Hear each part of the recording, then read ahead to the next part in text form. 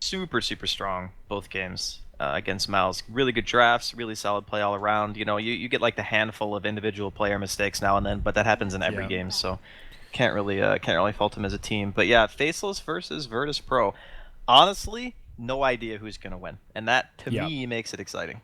Always, and it's one of these cool regional matchups as well, where you don't get to see teams from Southeast Asia play against teams from Europe all that often. It pretty much only happens on land, so pretty cool. We haven't seen too much out of Virtus Pro recently. I think one of the main tournaments we saw them in were the qualifiers for this tournament about a month, 5 weeks ago, something like that. We've seen a lot out of Faceless in the C region.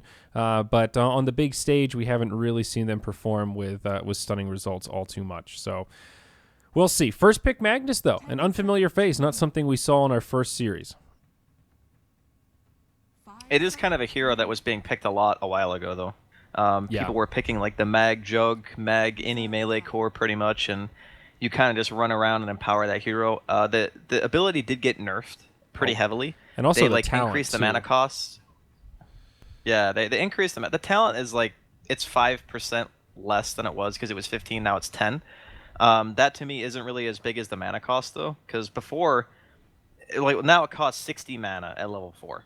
That's actually quite a bit of mana to continually spam and power. Like if you don't have arcanes in a bottle or like other sources of mana regeneration, you can't really consistently keep it up on 2 people anymore. That's why you you can pretty much draft only keep it Crystal up on Maiden, 1. Draskell. Crystal Maiden, she's the answer to your problems. I mean, I think Crystal Maiden's fantastic. The other team's just going to take it away from you. Now what do you do, Larry? Where's your game plan? Well, foiled again. My word. Faceless one step ahead. They've got Abaddon and Crystal Maiden, Virtus Pro. They say, listen, you pick the obnoxious Abaddon. We're going to strike right back. We've got Monkey King. We're here to drop your frames with Wukong's command. So a little bit different. We saw Monkey King, of course. He's still the talk of the town. But Abaddon getting a little bit of first pick love out of Faceless. Very interesting. 5 seconds remaining. I mean, I look at Faceless last games before obviously we went live and like the day before as well, just kind of looking at what they're picking. Their picks are all over the place. Yeah. Like they literally play everything. It's like playing against Wings, but a C version of Wings. They just pick whatever they think is good at any given time, and it works for them. And then, like you said, they've been playing a lot of C region games, but when you're comfortable on a hero, you can make it work even in adverse circumstances. So I'm looking forward to seeing Faceless in particular and what they want to put together, because I even saw like Black playing Tiny. I don't even remember the last time I've seen a Tiny that wasn't by Alliance.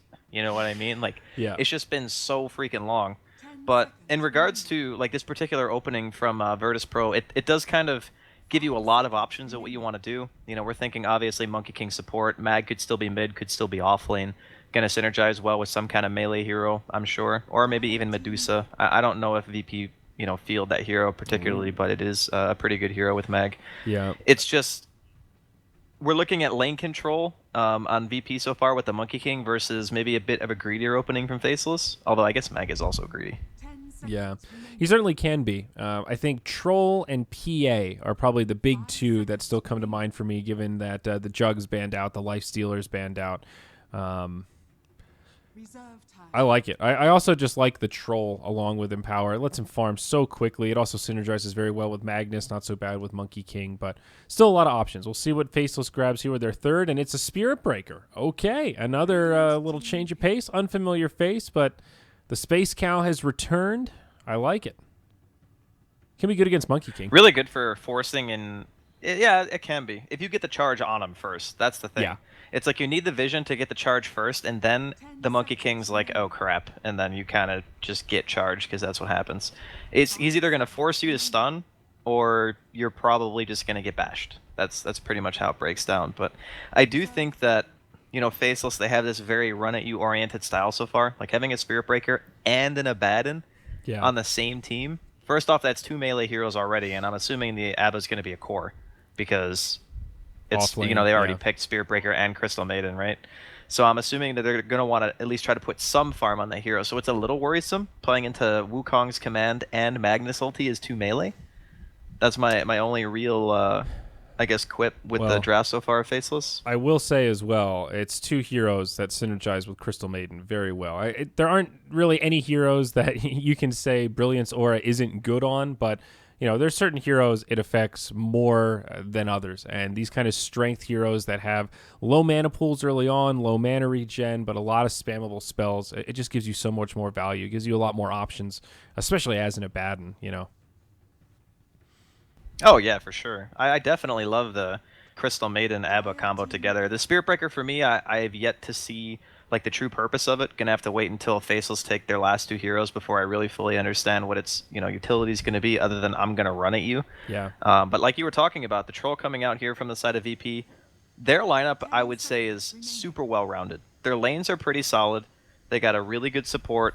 They have some kind of hero to enable their troll warlord to reach ridiculous levels of farm at a pretty early stage in the game. Yeah. Whereas Faceless, I'm kind of waiting for that piece that kind of just makes it go, okay, now I get it. Tinker, no catch on the side of VP, so it's a really nice addition to the lineup. It's going to make it extremely difficult to take full-fledged team fights, and plus, he's very good at canceling Blink Dagger. So, heroes like Magnus who want to just casually walk into a team fight and get an RP, now you have another hero who's going to be sitting like in the back. He's going to be split pushing all over the place, and you're going to have to like be there to pick him off. And Magnus and Monkey King, it's not like the greatest thing in the world, but you know what is? Storm. There's very some catch. good at killing Tinker. Yeah. Empower, also not a bad thing for a Storm Spirit. A lot of his damage comes from right clicks, so he's not upset to have that nice buff coming out of Magnus. Also, the Troll Ultimate, Battle Trance, amazing with Storm Spirit. So it's already a pretty good setup for Storm, aside from just being good against the Tinker. So nice pickup here. Probably an Aghanims game for the Tinker, I would imagine. Before the Storm was picked up, you look at these three heroes, and I think Refracting Laser, pretty effective. What's one way to deal with Empower? Blind them so they can't hit you. Yeah, just literally don't get hit. As far as the Empower and everything else goes, I don't think it's like huge for Storm. He doesn't really benefit from the attack speed of Troll Ulti as much because he's pretty reliant on Overload to deal damage, and his spells have a cooldown. Yeah, it's like true. You basically what you do is like you ball and you right click, then you remnant, right click, pull, right click, whatever order of spells you want to cast given the circumstance. But you just actually don't have the time to auto attack that much.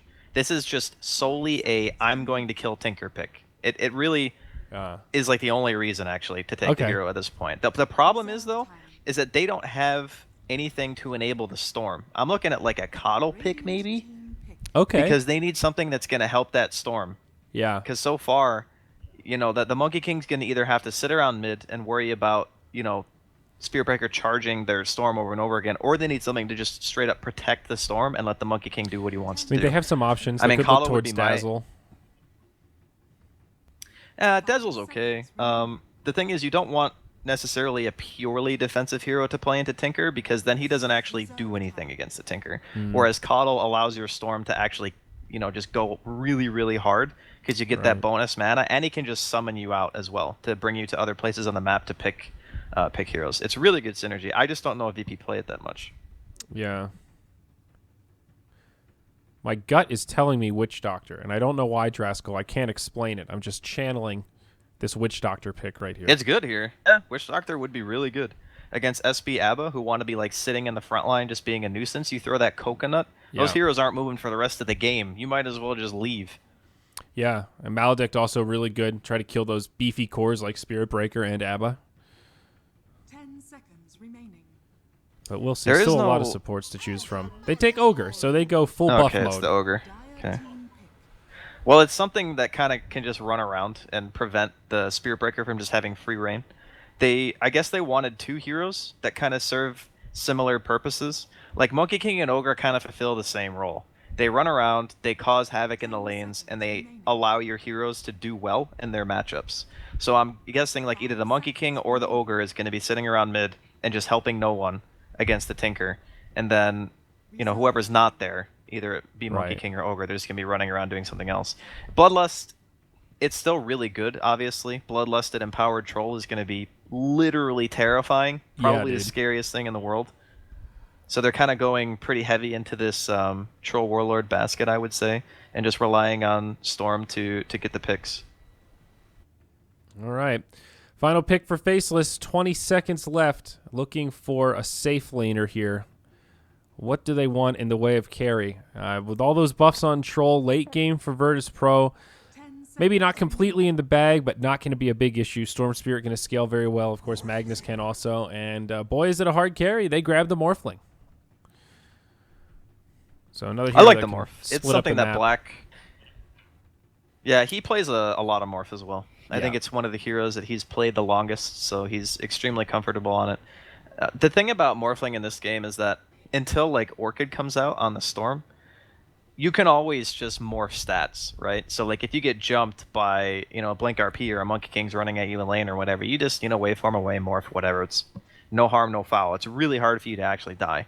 So if Faceless can kind of keep their laning phase together, maybe get something out of the Spirit Breaker, charging lanes, helping maybe secure Jabs his mid lane against the Storm, because that's the biggest thing, right?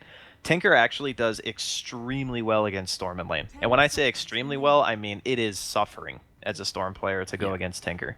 So I think a lot of the emphasis in the early game is going to be around, maybe getting stacks going for the Storm or trying to help the Storm win his lane. Yeah, no doubt. I think pre-level 6 especially, the blind from Tinker is just devastating. I mean, you can get some last hits with Revenants, but or Remnants rather, but it's really not a great lane setup.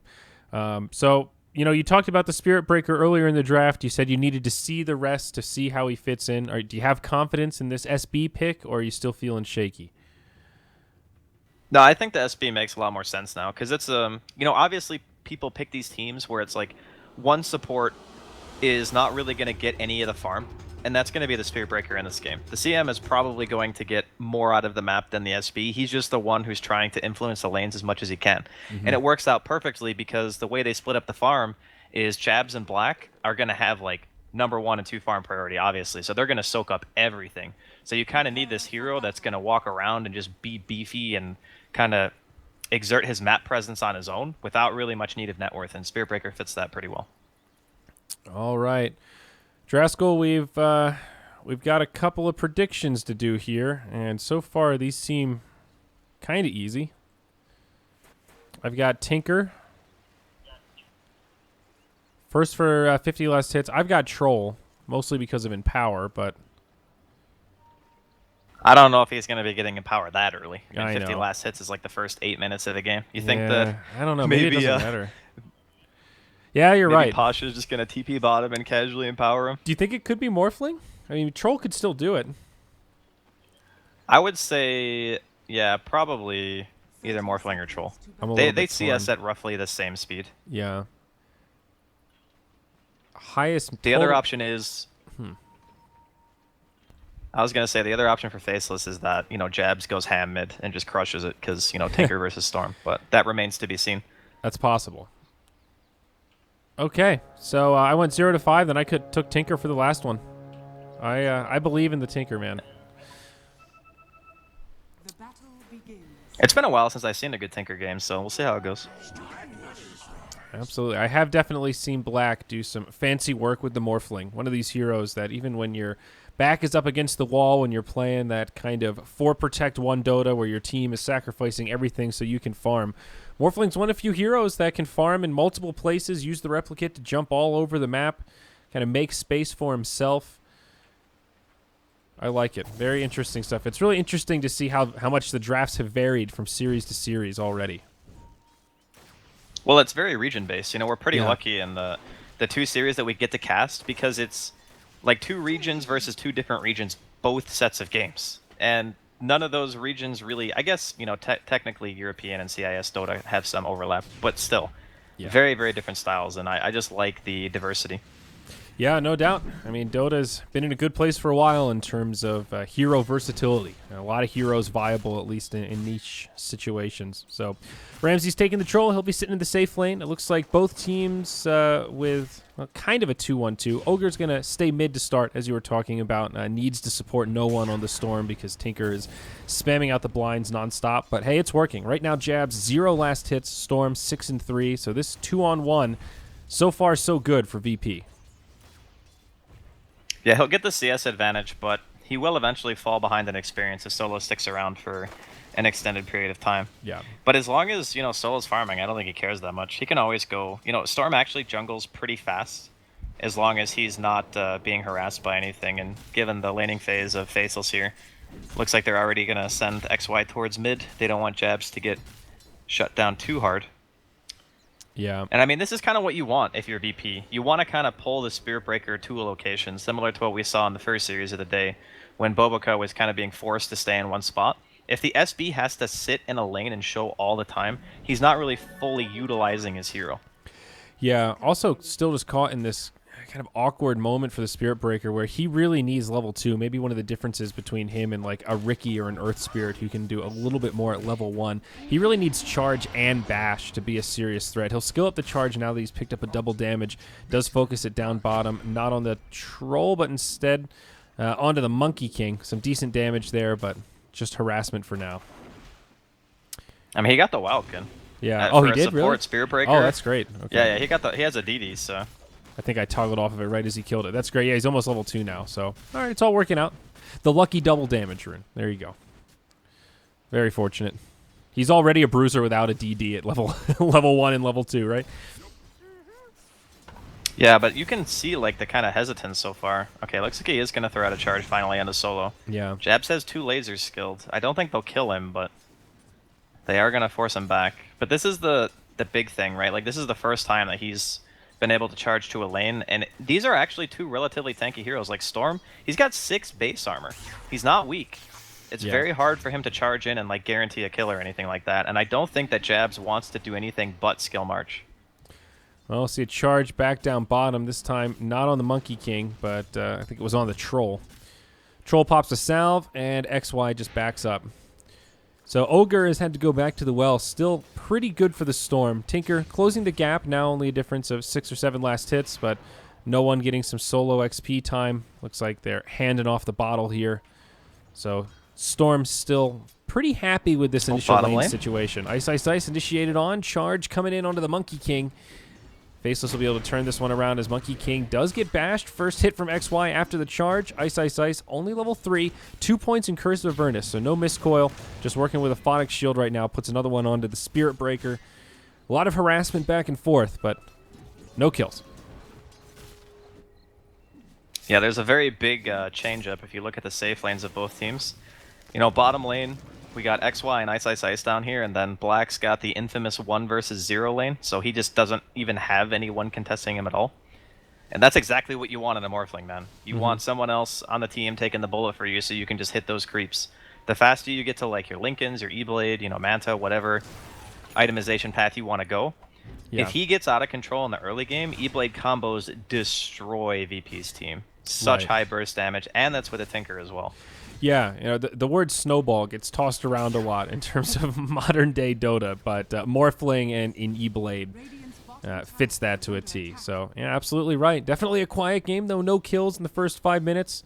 Just a lot of focus on the lanes, getting these carries some farms. Storm still 10 CS up on the Tinker. And comparing the offlaners, the Abaddon having a much better time than the Magnus. He's halfway through 3. Abaddon already hits level 4 here. Now the rotation in on the Tinker, but a lot of heroes come to support him. XY charges in, and nuts. He'll be there on the Crystal Maiden. Yeah, nice reactions. They're not letting Jabs go down here. And, you know, given how long Solo sat mid, it's only like an 8 CS difference. At the end of the day, that's not really a big deal. And I mean, the Tinker is actually almost a full level ahead of this Storm at this point in time as well. So he'll have, you know, his rearm soon. He'll be able to potentially farm a stack if, you know, the CM ever decides to stack for him, which I think it's a little bit weird that he hasn't so far, but I suppose Jabs is still holding on to his skill points. Haven't decided what he wants to go yet. Ramses has been pretty quiet down here in this bottom lane, but getting a lot of farm himself. Already has phase boots up, charge on the way from the Spirit Breaker, pushes him back. But pretty happy Ramses, all things considered. Ogre, no Bloodlust yet. Ignite, Fire Blast. It's a new time, Draskell. He used to just be the walking Bloodlust Well, buff. I think in this rare case, it's probably just better to get the stun. Because a lot of the time, if you have like this very right-click oriented hero, then sure, getting the Bloodlust is great. Especially if it's a melee hero with an Orb of Venom, because then, you know, you're guaranteeing a much larger amount of uptime on your auto attacks. But again, Storm doesn't really care about the attack speed. He's got to have Remnant up in order to make use of Overload. So it's not really benefiting no one that much to get it. It actually gives him more kill potential to just have the stun than Bloodlust, which is pretty rare. Yeah, cool to see. Double damage on Lil, about to expire. Won't be able to get anything done with that. However, they do smoke up, looking for a rotation maybe into the enemy jungle. When Tinker's missing off the map, only so many places he can be, and lo and behold, there he is in the jungle. They drop a ward down. Lil gets some vision. Primal Spring down, zip forward from no one. This will be a nice setup onto Jabs. Charge from XY actually breaks it up. Might be enough to keep Jabs alive. Now CM comes in, tries to turn things around, and they will get a double kill alongside the first blood. It's Faceless that make out big this time. A failed gank for Virtus Pro is solo. Can't make it into the pit for the deny. It's a 3-0 to start off this game. That was like the most game-winning charge I think I've ever seen. I mean, it's very common for Spirit Breaker players to just charge to the further hero, because that way it guarantees that you're going to pass through the other ones. He hit every single person with that charge. Allowed the laser to get off, which made Jabs live, had to pop the Fairy Fire, but obviously worth it. Like, that was so worth. And getting the first blood as well. Now, all the farm differential that there was in the first few waves, gone. Like, Jabs is just right back to where he wants to be. Yeah, no doubt. Also, another great rotation from the Crystal Maiden. Faceless have been eager to rotate anytime Jabs get some pressure. So CM was there, had the Frostbite, and allowed them to turn it around in the Storm, or else he probably would have zipped away. So with the free lane, Black has decided to go for the Hand of Midas down bottom. We'll see Lil initiated on. Jabs with the burst damage, and follow-up is there. They'll find the kill as Storm zips in. Still about half mana pool. XY has charge in 1 second. Nuts. Hits him with the Frostbite, but they're not going to go for it. Okay. So, Monkey King takes the tumble. Faceless they've been on point with their reactions. Yeah. I guess that is the one strength of having a hero like Spirit Breaker, is that if you're positioned in the right place at the right time, you just halt aggression. Like, we saw what happened when he got the 3-man charge, right? So every single time they go in, he's just, nope, can't do anything. Lil? Yeah, maybe in trouble. He's actually dead. No way to spring onto the trees, and they'll pick up another one. Spirit Breaker gets credit for the kill. Very nice. Abaddon pops the borrowed time, but now level 7. He's getting a lot of farm down in this bottom lane. Ramses and Solo will rotate in, but things looking very good for Faceless. A couple of stacks here in the jungle for Jabs now, and we'll see him start to clear these out, furthering his farm. How big's this lead? Yeah, this is 2,500. Pretty sizable at 10 minutes. Yeah, again, it's pretty much all attributed to the positioning of the supports. Like, Nuts and XY have been pretty much everywhere they've needed to be, exactly when they've needed to be there. Although I would say the first fight that kind of broke out near Faceless Shrine, it was a bit ambitious, like trying to go for that kill. It's very tempting to try to get the Tinker down that early in the game, because it kind of keeps him from getting to his Boots of Travel just that much longer. But, you know, with those stacks, you know, Jabs is more than halfway to his Boots of Travel recipe, and that's already having the Soul Ring completed and the bottle on top of that. So his farm is pretty much just as good as it would be if he free farmed mid. Yeah, it's great. Spirit Breaker moving into the urn just about has that completed. Great value item on this hero. Gives him a lot more uptime when he's outside of the base. We'll see a charge down bottom onto Lil. We just saw this story not too long ago. Let's see if it has a different ending this time. Nice stun from Lil. Interrupts the charge from XY, and that will keep him alive. Nicely done. Easy. It's really smart, actually, from XY to continue to charge that, though, because if you think about it, you know, Ramses is not showing in lane because he knows he can farm jungle, so he wants to get Lil level 6. He wants to get him that Wukong's command so they can actually start to take some team fights. But because he knows that, and there's not really a whole lot of save on the side of VP, it's just a free charge. It's like every single time, okay, you're going to cast Boundless Strike or you're going to die. Yeah. Up top, Black with the Hand of Midas. Ring of Health picked up now. Pasha has been able to secure his Arcane Boots, level 7 on the Magnus, so he's had actually an okay time in the offlane. Only 600 net worth behind that of the Abaddon. One of the nice things about Magnus that he can farm some stacks, he can work down the jungle. He has gone for the Shockwave build, so not maxing out in power. Kind of a traditional Magnus, I guess, is a way to describe it. Oh, by the way, I lied when I said that Empower was 60 mana. It's 90 mana. I actually misspoke, yeah. I thought it was 60. I don't know why I had that number in my head, but yeah, it's definitely 90. I think it So, used to be. But as we yeah. were talking about, keeping the Empower up is just super difficult. He's even got the raindrops on, and he'll still potentially lose mana once he gets to level 4. But yeah, the top tier 1's going to go down there.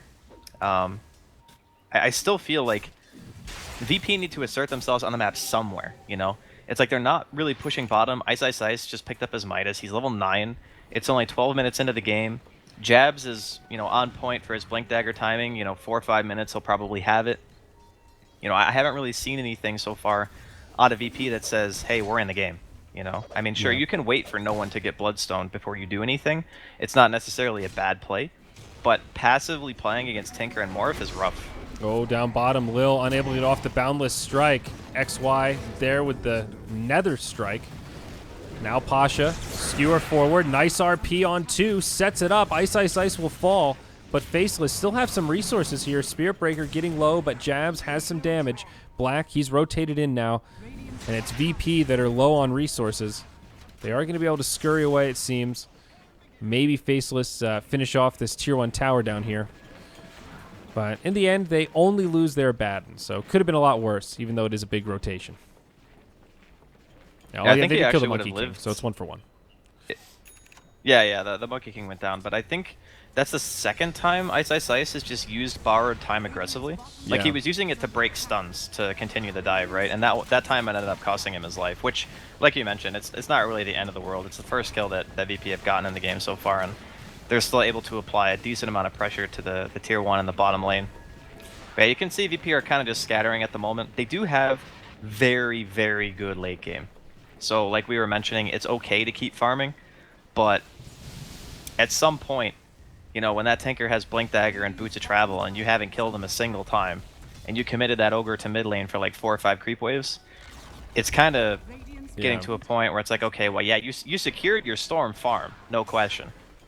But is it actually worth it at that point? Yeah, and the other thing to consider is that Faceless doesn't have bad late game themselves. You know, it's not a problem for Virtus Pro to take it late, but Faceless are pretty comfortable to do that themselves, especially given the Midas advantage. It's 2 Midas on the side of the Dire, none on the side of the Radiant. Troll has just gone for Vlad's, looks like S and Y, so pretty standard fighting items. But Faceless will be able to scale pretty darn well into this game. And, you know, like Aghanim Scepter on Abaddon, for example, some really big teamfight items they can pick up that'll extend that window where, you know, the mid game is plausible. You see Ice Ice Ice, just very aggressive positioning in the mid lane. Not a care in the world. Level 11, putting a lot of pressure on this tier 1 tower. This right here is just a great example of how little control Virtus Pro has around the map right now. Well, he didn't really have a particularly hard lane. Like, he's almost tied for net worth with the freaking Storm right now on DP. Up top, Monkey King, he drops Wukong's command. They actually catch the Tinker. Storm gets credit for the kill, so they get a nice pick up top. Something in exchange for this tier 1 tower mid. Radiant's middle tower has fallen. I mean, the Tinker kill before Blink Dagger is actually a pretty big deal. I don't know if it's worth trading a tier 1 mid big deal, but, you know, the longer time that no one can farm before the Tinker actually has the Blink Dagger, I think is a good thing. Up top, Oh, charge that's not far onto enough. the Storm. Oh, it's going to catch him. Another strike is there. He even gets another bash on top of it. No one does have a little bit of mana. Nuts trying to get in for the Frostbite. Misses the Frost Nova, but Black has the waveform forward. Adaptive Strike and Rockets will finish him off. Jabs finds some vengeance as he gets credit for the kill. Another nice counter pick here as the Storm falls. Bottom lane, it's just Ice Ice Ice pushing back Ramses. Okay. That was a really unfortunate charge. I think that no one knew he was being charged, but he didn't actually know where exactly the Spirit Breaker was. So he did the normal play, which is I'm going to ball really far away and just instantly TP and hope for the best. Problem is, you know, XY maxed his charge. So he's traveling super fast.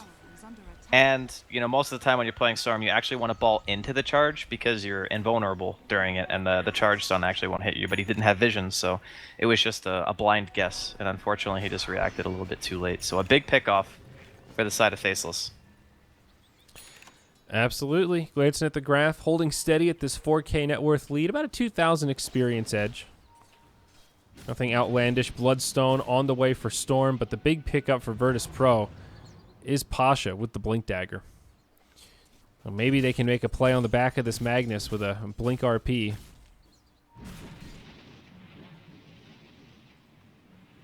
It's definitely a game changer, no question. It's just a matter of, you know, how tough is it to utilize the blink? Like, who do you... I mean, ideally, I guess you RP the Tinker. Ice, ice, ice. Could be in trouble. Yeah, borrowed time. Gonna pop the borrowed time. He will live. Nice use of the cooldown.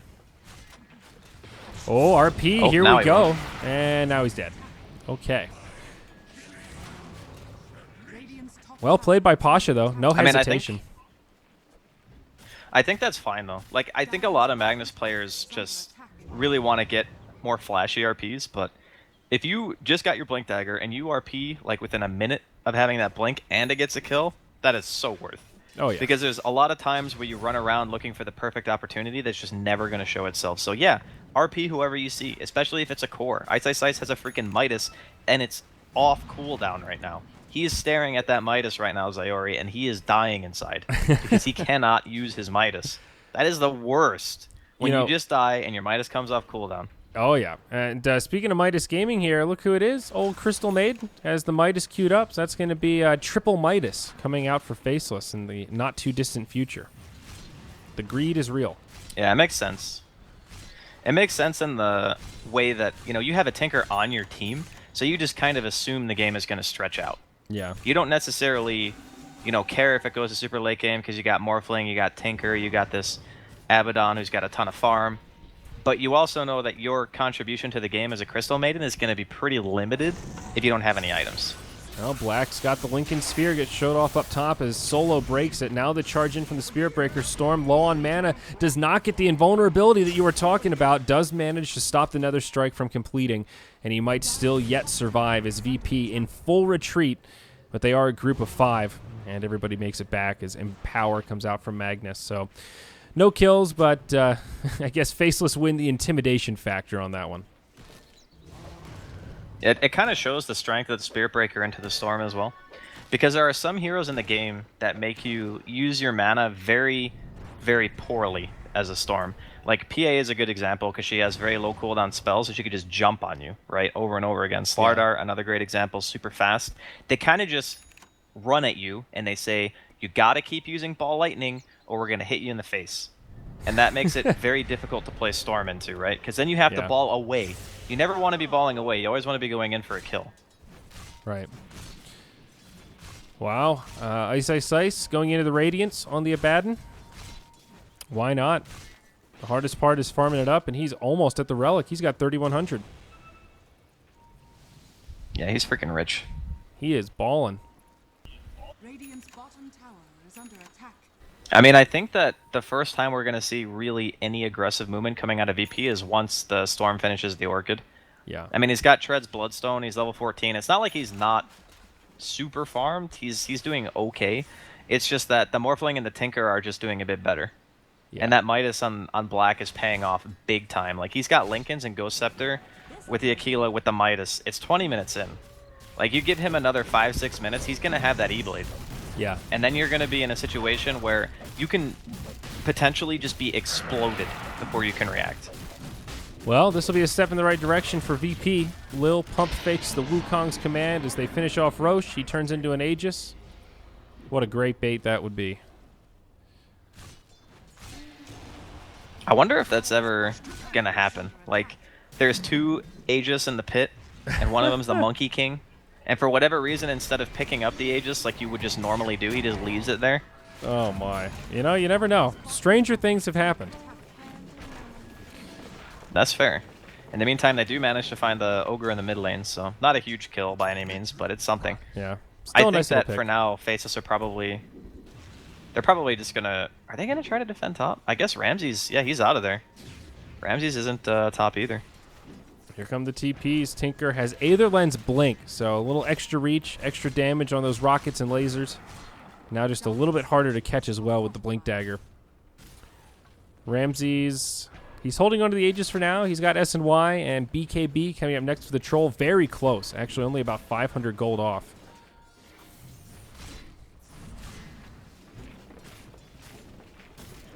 Yeah, Troll farming very nicely. At this point in the game, it's It's more just about like the Storm, I think. That's really the hero they absolutely need to be farmed in order to really do what they want to do. Because he's their only reliable pure catch. Like Pasha can go in and throw out a random RP, sure, but it's not guaranteeing you anything. Whereas a Storm Initiation is pretty much going to kick off a fight one way or another. And you know, if you catch the wrong person with an RP, it can very easily be turned around. So ideally, you know, the Storm goes in first, then the RP comes after. Yeah. You're absolutely right. TP charge into the trees. This time he'll live. XY just a little too far away to find the connection. And back to farming we go. Ramsey's just putting pressure on all over the map, and feels like Jab's kind of playing ping pong, trying to just keep up with him, push out the waves, keep these tier 1 towers healthy. Doing a very good job, but Ramsey is pretty unrelenting in the pressure and farming very efficiently. As such, Storm's progress on the Orchid. He's got the first Oblivion Staff. Second one, Dire's middle tower well, still pretty is far under off. attack. But slow and steady here. I mean, we do always have that troll factor where, you know, I don't know what Ramsey's preferred item build is, but a lot of the time you see the Shadow Blade, a lot of the time you see the Blink. If he gets empowered and he jumps on somebody, there is a chance that they just die. You know, they get bashed, they can't really react to it. There's no saving item yet, I believe, on the side of Faceless. There's no Glimmer, no Force, or anything like that. So there's always the little bit of RNG on that. But, you know, VP, they're kind of picking up the pace a bit here. They're walking from lane to lane. They're getting some towers. Tier 1's going to fall. Yeah, starting to get some more confidence. If they can, you know, they get these towers down, they open up the map a little bit. Once the Storm finishes up that second item, then it's going to be, okay, let's get some aggressive wards down. Let's go for some kills. Try to make use of the Aegis, perhaps, which I guess is why they're just taking every single tier 1. Yeah. Trolls BKB been up for a little while now, and Magnus has actually gone back for Hand of Midas. So another one of these heroes where attack speed definitely not lost on him. Kind of curious what he transitions into now. If he just goes like force refresher kind of mobility items, or if we're going to see Magnus try to transition into a little bit of, you know, right clicking, like Echo Saber type stuff. I think Shadow Blade Force are like the most common purchases, just because you don't really want the enemy team to see you when you're playing Magnus. You want them to forget that you're there. You know, the best thing that can happen for a Magnus is the enemy team gets caught up in the team fight. They clump up just a little bit too much and then RP. That's the perfect thing. So having a Force Staff, a Blink, and a Shadow Blade in conjunction means you can stay really, really far away. You can also be invisible. And then inevitably it kind of happens. You know, maybe once or twice a game they're just like, oh, yeah, there's a Mag on the other team. We just got 3-man RP'd. That's like the dream scenario. Okay. I feel you. Both teams kind of playing a game of chicken right now, roaming around as a group looking for opportunities, but both being very cautious about their positioning and not providing the other with any straggler to be picked off. Monkey King, not without trying, as a little jumps around. He's got the Solar Crest. And this Orchid very close. Storm like one creep kill out. So this is it for VP. This is where you start turning up the aggression. Yeah. The unfortunate part of the timing that it coincides with the Orchid is that the Aegis is now gone. So even though they have the Orchid, they no longer have the benefit of Ramses being able to kind of just YOLO into the team fight. Although I say that, he is insanely farmed, actually. 17k net worth in a 25-minute game. He hasn't really even been empowered that much. He's had it a couple of times, but for the most part, you know, Pasha's just been kind of chilling out, you know, doing his own thing. Yeah, they've been. I think a lot of that has to actually do with the empower nerf. Yeah, Ramses has been playing. Oh, it's almost been like a 4+1 type style where he's just off farming while the rest of the team is looking for opportunities to make space, and it's paid off. He's got Scotty queued up, not too far away. Did I just see a Dagon? Absolutely, that's Jabs. So not going for the Aghanims, but now moving into the burst damage. It's good synergy with the E-Blade. Black picked it up, so he's got the E-Blade plus Dagon. That's like if you're on point with your Tinker and you're paying attention to like who Black is targeting in the team fights, that hero is just gonna pop. yeah, you're just gone. Yeah. Dire's They're going to make this beefy ogre even with a cloak. Cut right through it. All right, so all just waiting for the opening. 11 kills, 26 minutes. Definitely a much more farm-oriented matchup as we see the Scotty now completed on the troll. Looking at the graph, old Nessie coming out to see us. This game was once a pretty good lead for Faceless, slowly farmed back to an even spread experience advantage going the way of the Radiant Troll. 3 levels up on the Morphling. Wow, impressive. Yeah, he's been alone pretty much the entire game. I think Black has played a little bit more around his team even because, you have a Tinker as well, just kind of soaking up farm in the side lanes and whatnot. So it's kind of just expected that, either Nuts or XY are going to be kind of in the vicinity. VP spot him out. Yeah, looking for the opening. They do get the Boundless Strike opener, and Nuts will fall. So quick pick on the Crystal Maiden. The rest of Faceless back up, and looks like that's where the skirmish will end. Radiant's middle tower is under attack. All right.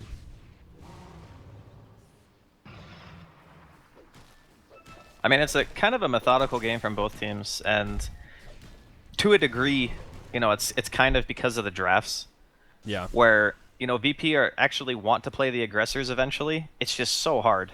Like, if you initiate poorly as Storm in this game against, like, the Dagon Tinker and the E-Blade and the Morphling, no one is going to be close enough to save you. That's kind of one of the biggest problems that they're running into right now is, like, okay, he's got this Orchid and this Bloodstone, and you really want to fight. However, if he balls in by himself, and there's, like, another hero in Fog, he doesn't have a Linkens to protect himself from Spirit Breaker, so he could just be getting charged. He could get, E-Blade Dagon lasered and just die instantly. Right. There's a lot of factors that he has to really deal with first before he's going to feel fully confident in just like starting these fights. Down bottom, Black initiated on and obliterated. The entire team converges on him. Ice Ice Ice has borrowed time. He'll have to use it, and very nicely done by VP. Actually, no follow-up damage. Ramses pops the BKB, goes in a little bit early. Monkey King just completely destroys my server, drops the ult, and it looks like Faceless are starting to get cleaned up as Storm zips all over the place. VP take the fight, 1 for 3. Ramses, if you were dropping some frames there, I can break it down. Ramses ran at them and hit everyone really hard. Looks like it. He just literally popped KB. Uh-oh. Yeah. All right. Storm, a little too deep, but XY, maybe the same thing. There's Pasha with the RP on That's 2. a buyback. Tinker, he goes down. And all of a sudden, no. this stings so much worse for Faceless. As you said, the dieback for Tinker. Look at that recap, and it's another big gain. They force out the glyph. They get about half damage onto the tier 3. And VP just back out. They're not going to press their luck here. Just giving the Tinker a dieback is enough. That's huge economical damage. Like, look at the net worth on the Tinker now comparative to what it was a couple of minutes ago. Like, he's dropped below the Storm. He's half like at the Troll's Magnus. net worth. Yeah. Oh. That actually just crippled them so hard. I mean, it was just a really nice series of events there from Virtus Pro because the first thing that happened, obviously, they catch out Black. Ice Ice Ice TPs into the tower, gets his borrowed time popped instantly. Speaking of being popped, Ogre. that cloak. There we go. Miscoil to finish him off, but now Black counter-initiated on by no one. Big follow-up from Ramses, and they make Black look squishy. They go 1 for 1. Actually, Roche the is going to advantage be up goes VP. before he respawns. Yeah, this is looking tricky right now for Faceless. So the strength of the Storm is starting to show. Being able to just jump in on the Morphling. I don't think he can buy Scotty. He has it on his hot buy right now, but I actually think that he can't buy that item. It either needs to be a BKB or it needs to be a Manta. Or something like that can get him out, Because if the Storm jumps him like that, and his Linkens is just immediately popped, he's going to die. For sure. The Troll does insane damage. He's got Bloodlust and Power. If he gets on you, you're going down. No you like question. the Hurricane Pike? It kind of serves the same purpose, except instead of just a self-save, it's also a save for his teammates. So, Right. For whatever reason, if they jump on jabs instead of him, he can save jabs. Because once that Orchid is used, that's their big kill potential, right? Is having that Storm Orchid somebody into a pole and then they plop him over. But they do secure Roche in the meantime, VP. Yeah. And it went from looking like pretty good to really not good in the course of like 4 minutes. I mean, dude, that gold graph tells it all. That's exactly how this game has gone. Faceless had a slow, methodical early game that gave him a nice advantage, and in the flick of a switch, Virtus Pro has brought it back, and they are now the aggressors. They have control. Troll Warlord is out of control. He's at 22k net worth. Next highest is Black on the Morphling at only 16k, about even there with the Storm. So getting a lot more lopsided, and that E-Blade burst damage that we were talking about now feeling a little bit less scary. Troll with 2.8k HP and still a 9-second charge on the BKB. So going to be a while before that thing gets down to 5 seconds. Yeah, it's a pretty interesting dynamic if you think about it, though, because of the item build that Morphling naturally progresses into is actually still countered by Storms, because Storm goes for the Orchid's second item, and by the time he has his second item, you don't have anything to dispel Orchid. Yeah. So you actually need an additional item past that in order to be able to deal with him jumping on you, which means if you utilize your E-Blade combo, he knows. Yeah, they're gonna kill Solo here, I think. Oh, maybe not. Nice boundless strike. RP on 2. Pasha with the skewer across. Again, Monkey King drops the ultimate. Black getting low, but it looks like he'll be able to survive through it. Still, BKB Troll doing huge damage as he dives past the tower. Jabs getting low. It's going to be a dead Tinker.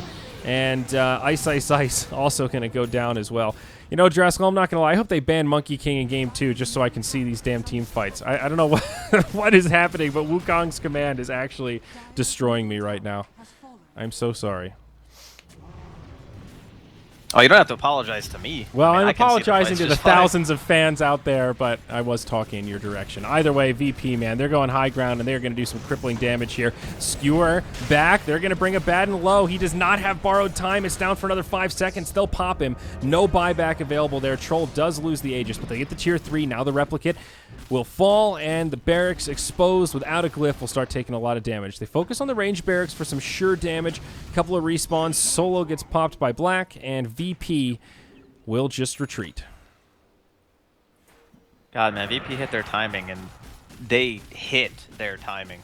Like, the instant the 10-second BKB came out on Ramses, they made use of it. They made Jebs die back.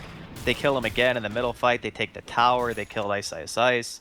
They get the tier 3, they get the shrine on the way out. Like, everything about VP's play this game has been crisp and efficient on top of everything else. Like, they're not losing out anywhere. Everyone's getting what they need out of the map. We talked about Solo kind of being the sacrificial lamb. He was sitting mid for a while.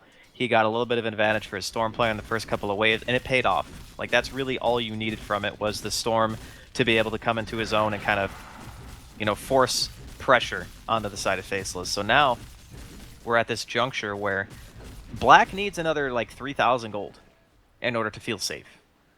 And that's a really scary place to be when you don't have anything to farm, because your Tinker is going to spam all the waves.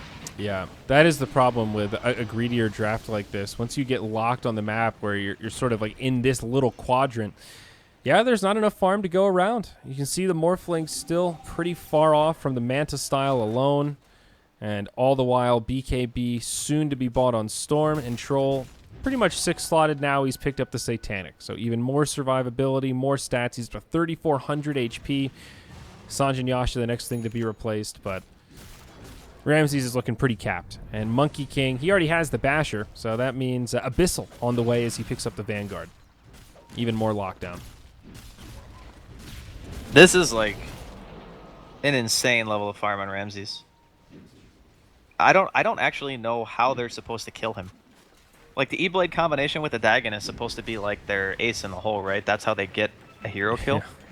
They pretty much need to kill everybody but Ramses, because he's going to BKB, and he's pretty much just going to run at you. And there is very, very little they can do, because he's so fast. Bloodlust on top of just the phase boots, he's already running at, haste speed with just those two things.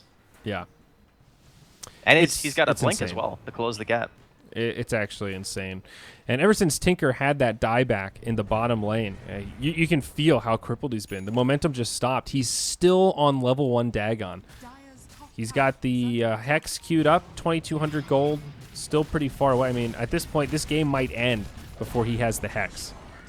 If Faceless lose one more team fight, I mean, VP can just do so much damage to their base. They'll finish off the last outer tower, so now every lane exposed. Pasha, invisibility rune, maybe looking for initiation on Ice Ice Ice, but they don't even need it. Just a skewer back to pull him further away, as now no one jumps in, drops the Vortex. Beautiful boundless strike on 2. Monkey King again drops the ult, and it looks like the Dire are just fallen. Power Points, one of my favorite programs.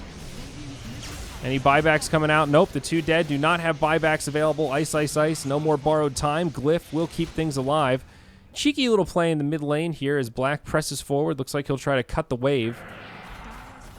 But down bottom, they'll just go right through backdoor protection. Ramses will finish off the ranged barracks, and they have creep waves pretty nearby. So it's a cool play from Black. I like the thought process, but I don't know that this is actually going to stop the push.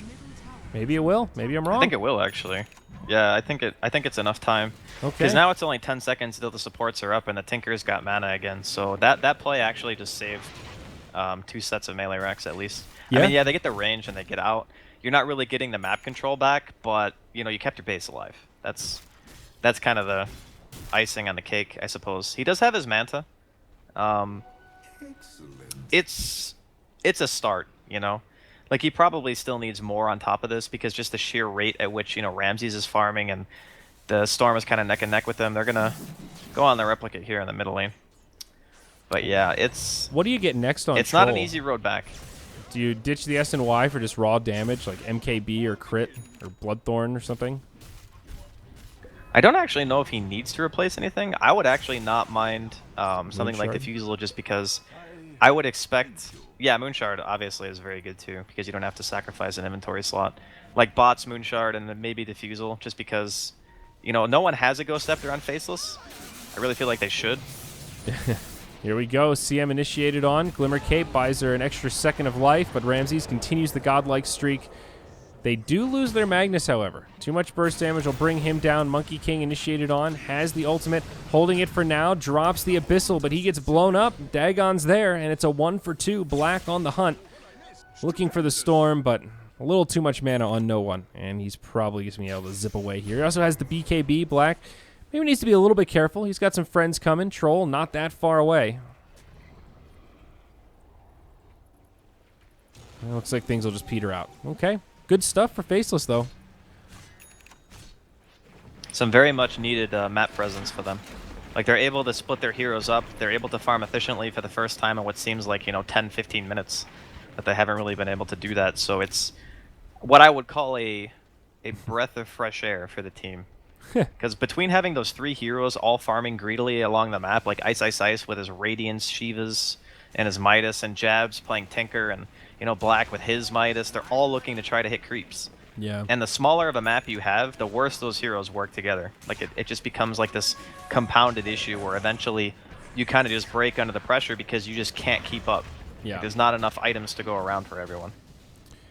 Well, it looks like Ice Ice Ice has actually changed his mind. He's queued up the Octarine core. Oh, did he buy the Aghanims? Is it coming on the courier? Yep, there it is. Okay, so he'll go Aghanims, Octarine. The Aghanims on Abaddon is an absolute game changer, though. Redirect, 50% damage, 900 radius. Around Arthas here. It's beautiful. Yeah, it's super good. It's actually pretty easy to utilize as well against this team. Yeah. Because you know exactly who they want to go on. Yeah. As long as he doesn't get caught by the RP or something. That's kind of the only thing that can really mess it up. Roche is up. Oh, no, will go right in. You can just pop ulti when you get RP'd. Oh, yeah, you're right, actually. I guess Yeah, positioning-wise with the skewer, but yeah. Good call. Okay. Roche falls. They're just going to go on this, I think. Yeah. I mean, they kill it so fast. Now Storm zips in. They go right in onto the Abaddon. There's the ultimate. They force it out nice and early, and they might still be able to bring him down. Glimmer Cave going to expire in a second. They even have a dust. BKB popped by Storm. They really want this kill. Primal Spring falls a little bit short. No one's still zipping forward. Actually moves up to the high ground. RP on 2 from the Magnus. Skewer back. Monkey King drops the ult. They'll be locked in place. And heroes on the Dire dropping like flies, trying to retreat back towards the shrines. Buyback now on the Tinker. And XY charging out. Looks like that'll be it. Not even a single kill. Everyone on Virtus Pro still alive. Another pretty good fight. By the Very way, convincing. How silly is it that without boots, Troll is currently running at 448 movement speed? It's a little nutso. He doesn't even have boots. Well, That's in just fact, silly. he has phase boots and BOTs. Just hanging in the backpack. Well, yeah, but not like he's Yeah. not getting the benefit of them. I mean, the But S yeah, and you're Y right, he basically does. makes up for it. It's pretty cool. It's a cool concept, you know? It's just boots plus all the other stuff. Yeah, well, if you think about it, Berserker's Rage is pretty much just like having boots anyway, as long as you're in melee form, because you get the 40 bonus movement speed. Oh, yeah. I mean, it's not like exactly the same, but it's close. Still, yeah. Well, bottom melee barracks will be finished off. No fight with the Abaddon dead. Faceless don't really want to force anything here. Now the zip across onto XY. BKB popped by Ramses. They'll finish off the tier 3. There's the glyph on the buildings. Remember, he still has Aegis here, so Ramses can afford to go a little deep if he wants to. No one now zips in, jumps right onto the Morphling. Black starting to morph. Monkey King drops the ult again. And looks like it's going well for the Radiant. I see Spirit Breaker obliterating. Nuts trying to channel the ultimate, but it won't go for long. And I think we're close to GG territory here, Draskell. Tinker's Yeah, going I to think get caught. this is the end right here. Black actually saves him with the, or pardon me, Ice Ice Ice saves him with the ultimate, and they turn on the Storm. It's a cute little play showing off the power of the Aghanim's Abaddon, but it will come at the cost of Megas, and just creating space for his team to finish off the structures, RP to make sure it happens, and they will just back out now that Megas are secured. Troll does go down. That'll be the end of his 9x godlike streak. That's actually Troll's first death of the game, now 9-1 and 11, as Solo on the retreat will not be able to make it out. So a little bit of cleanup for Faceless, but as they say, Draskell, they did not hold. Yeah, they got Megan. That's like the opposite of holding, I think. But I think it just really all boiled down to that one like really strong timing that Virtus Pro hit. And when they hit that timing, they did probably like the most economical damage they could deal outside of just straight up getting the racks. You know, making the Tinker die back at that point in the game when like his item progression is super crucial, and then Black getting punished like 2 or 3 times in a row for not having an escape against the Orchid. Like they coordinated everything so well. Their positioning was pretty much right on point. They're gonna find the Tinker again here. Are they? But I guess it's just no one here. Yep. No follow-up. Monkey King has to blink defensively. Jabs on the hunt. Monkey King kind of pump faking the ultimate. I want to look away. But it looks like Faceless won't find anything. Well, I guess of all the lineups, I mean, they can hold off Megas pretty effectively. Yeah, they can for sure. March is enough. You know, you have your Abaddon with his Radiance and Shiva's Guard. He can tank the Megas. I mean, realistically speaking, VP just wait out another Roche, and then they can just go end the game. Or they can just, you know, walk mid currently with their Storm that has like 5 items, and their Troll who is pretty much hard 6 slotted, and he's got a Moon Shard, and bots too, and 3,500 gold. I mean, heck, he's going to start buying his teammates Moon Shards at this point. Yeah. I mean, that's seriously the point. Yeah, that's where we're at. One more fight for VP. Looking at buyback status, pretty grim for the Dire. It's basically just Abaddon, and that's it. So pretty much one team fight away, or lost team fight, I should say. Slow and steady here for Virtus Pro. They just need to wait for the opening. They've got the Monkey King still smoked up, kind of scouting things out, but Pasha with the skewer back catches the Abaddon. Great play to isolate Ice Ice Ice so he can't use the ultimate in a 5v5 setting. Now they're going to have a 30-second window where they can try to make it go. I think they want to actually wait for the creep wave to slow push in. I think that's probably one of the better things they can do. I mean, they're really far ahead, so they want to just force it they can. Yep. Troll goes up to the front line. Double Hex, turned into a piggy twice. Very annoying as he throws some right clicks into the tower. Ramsey's very focused on objectives right now. Now no one jumps forward. Abaddon does have his ult back up. Ice Ice Ice will be able to survive, but now on the other side, it's Spirit Breaker that's getting locked down. Nuts taking a lot of damage. XY charging forward, but RP on 2. Pasha sets it up again with the MK ult on 3 and just destroys the side of Faceless. Ice Ice Ice destined to fall this time without the ultimate available. And Black will go in and try to do what little he can. I mean, they're holding this. They picked 2. Yeah, now that the Monkey King ult has ended, it looks like Black is actually going to be able to clean this up. Ice survived, and in the end, VP, they try to force it too hard here, Draskell, and they're going to get cleaned up. Magnus, the only survivor. They just committed so hard to kill Ice, and they didn't get him down. Like, they popped the ulti, and then no one committed a lot of mana, and I think also Ramses went on him for a little bit there as well, assuming that, you know, his ultimate wasn't going to be back up. But the problem was, it was up, because he has the cooldown reduction talent, so it's only on a 34-second cooldown, and then it got popped. And then instead of, like, going back to try to hit other heroes, I think Ramses kept committing, and then he got glimmered when they didn't have any detection. So, like, they're under tier 4 towers, pretty much at this point, fighting for a very, very long time against that Radiance Burn, you know, the Shivas, the Aphotic Shields popping, dealing damage over time. It was probably, like, the best possible engagement that Faceless could have asked for, because they committed a ton without killing the Ava. That's, like, the perfect engagement for them. Yeah. No, you're totally right. And that short cooldown on borrowed time really coming into play. With the Octarine Core, it is down to 25.5 seconds. And the uptime is 7 seconds. So it's pretty serious, you know, that you could tell Storm committed thinking that maybe he wouldn't have that second borrowed time, but oh, it was there. And Manta Style actually going to be coming out on the event next. That's like the good and the bad thing, though, about this build, is that you really want heroes to attack you, but when they stop attacking you, you don't really do that much, right? Like, the Storm can ignore you because he's extremely mobile, and the Troll can ignore you because he's extremely mobile. And Monkey King is just going to drop his ulti, so all his stuff is like AoE damage anyway. It comes to a point where they want to pop Ice, borrowed time, like, as soon as humanly possible, but they don't actually want to commit to him unless they know for sure it's a kill. It was just an execution error by VP to go on him when his ultimate was actually not on cooldown. So I don't think they'll make that mistake twice. Because when you're playing on the aggressive as Abaddon, you kind of rely on being able to run a hero down in order to kill it. You're not going to run down the Troll. You're not going to run down the Storm. You're not going to run down the Magnus. I mean, even the Monkey King, I would say, is pretty tricky to run down at this point. So the way they just took that fight there is the only way they'll win a fight. Well, the hold continues. What's the timer on Roche? Looks like about 1.5 minutes or so. I think probably worth waiting for from the Virtus Pro perspective. We've already talked about a lot of their itemization. A couple of their heroes getting pretty close to capped out. They've got a lot of aura items. You know, Ogre's got Pipe, Vlad's offering. They've pretty much covered all of their bases.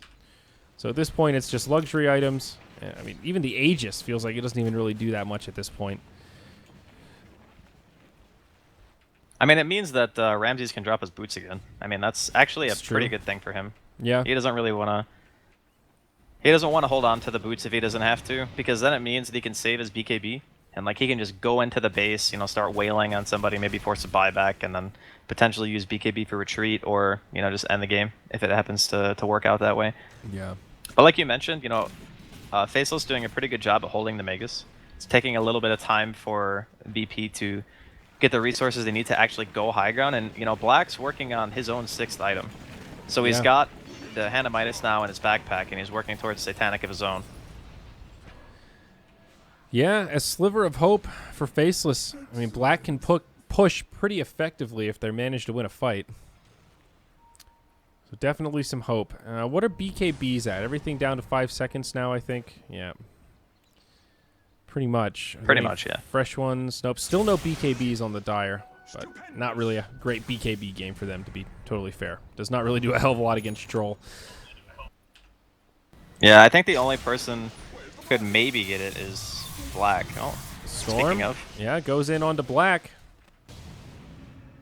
Feel that Monkey King ult somewhere. No, I'm just lagging. I'm having some issues here, Draskell. Why am I feel like it... I don't know. Monkey King didn't even ulti this time. Is my voice lagging? I think I'm just having Dota lag. Like, processor's fine. We're not dropping frames. No, you sound fine to me. Yeah, I think I'm just lagging in game. It's kind of weird. Damn Luxembourg. Well, it's Perfect World 2.0. Dude, I'm not going to try to reconnect. This game could end at any second, and I am not going to miss the game-ending fight, even if we have to watch it as a slideshow. But there we go. Roach comes up and goes down. I mean, they're going to go right up the high ground right now, so this This could be a game ender either way. Let's take a look at buybacks, and a lot available this time. Aegis on Troll, and Cheese on the Storm. God, this is terrifying for Faceless. This is so hard to stop. Yeah, Ramsey's just in the front lines. He's also got an MKB. I don't know if we mentioned that, but True Strike, just huge damage on him in general. You can tell Virtus Pro, though, they don't know exactly how to do this. They're very cautious to run up to the high ground, kind of respecting the defensive prowess of Faceless at this point. Yeah, you can actually turn games like this if a team gets too overconfident. You know, we saw one time VP just go a little bit too hard on Ice Ice Ice, and they paid for it. Yep. Storm zips in. He gets hexed up top, actually. Is this Storm in trouble? He completely isolated himself. Storm's dead. That was well, time weird. to run, I guess. No, Ramsey's kind of goes back in here, gets frozen up by the CM Frostbite, takes some follow-up burst damage. Ice Ice Ice comes in. Looks like a buyback's come out now from the Storm. Monkey King ult flies right in the middle. And VP seem to have the resources. Buybacks flying aplenty. Oh my good gracious. Faceless could probably still hold this. Need this Monkey King ult to despawn. This is painful. Traskel, please take it. Tell me what's happening. Well, they're still technically fighting right now. They're actually going to take the Aegis off of the Troll Warlord right now. Black kind of just sitting in base for the moment. They're going to lose the dieback on the Tinker. So it's technically a 4v5 at the moment. And Faceless are going to back off, but so are VP. They just want to kind of disengage. But in the meantime, they lost one of their tier 4 towers to Megas. So during this whole committal... Yeah. Orchid's the creep on accident, or the replicate rather. But they're going to lose their other tower too. There's a lot of carts in here. The slideshow is non-stop. My connection to the server is dying. God. Take it, Traskel. Take it. All right. Well, at the moment, they're actually taking down the Spear Breaker. Solo, he's going to be dropping on the backline as well. Orchid onto Black. XY trying to retreat back to base. No health left. Ramsey's getting pretty low here. Does have buyback. Pops a Satanic, though. Glimmer Cape on the Black, waveforms back into the base. Nuts is actually going to die. He's one of the last heroes on the side of Faceless who actually has buyback. They're going to lose another effigy and the last of the remaining tier 4s, but Mag is dead with no buyout. Ice Ice Ice chasing no one who's pretty low on mana, but looks like he'll be able to TP back to base. Okay, well, I'm back. Yeah, that was actually... That was insane. I would have... It's pretty close. Loved to watch it. But yeah, their base is getting pretty crippled. I don't know if it's like Monkey... That was just the entire fight. It wasn't what? even just Monkey King. It honestly felt exactly like Perfect World. It was just like getting one frame every 3 seconds. So, sorry, folks. I'm really tempted to reconnect, but maybe now's the time. What do you think, Traskel? I mean, their throne's at half HP, but no one on VP are really even on the side of Faceless map. You're going to have to go pretty fast, though. The longer you wait, the worse it's going to be, I think. All right. Oh, wait, no, they're going... All right, they're going for initiation here. They'll catch the Abaddon. He does have the ultimate, of course. And I think he's fine. Yeah, they're not going to pursue too Yeah, much. he is. He's okay. Dire's Ancient still taking a lot of damage as they're getting pushed in. Yeah, the no tier 4s really hurts. That's the biggest portion of damage that VP were able to deal, is that when the tier 4s are up, you kind of have that little bit of a buffer to where you can take the fight, and you know you're not really going to take any like permanent damage.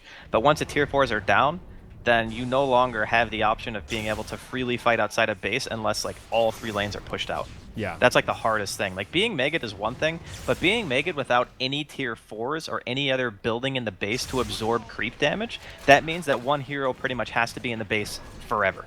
Like there has to be one hero who just sits there and kills creeps. Yeah. Oh, you're completely right. It's almost at the point where VP can just take a fight as a distraction and let the creeps do the hard work for him. Oh, smoke in! There's Oh, no VP with the sick backdoor play to finish it off. The smoke right in. They pop the BKBs, and that's the end of the game. VP take game number 1 of this best-of-3 series. What a clutch ending. Aren't you glad you didn't go reconnect? Dude, I am so glad I did not reconnect. You actually could have missed the end of the game if you left to reconnect there. That they realized that there was no glyph, and they just smoked in and just beat down the throne. It was a smart play. That was No, it was a very good play. It's just kind of anticlimactic at the same time. You know, they're defending Yeah. against Megas for like 15 minutes. Smoke in, base instantly dead. All right. Well, that's Yeah, one way to end the game. absolutely.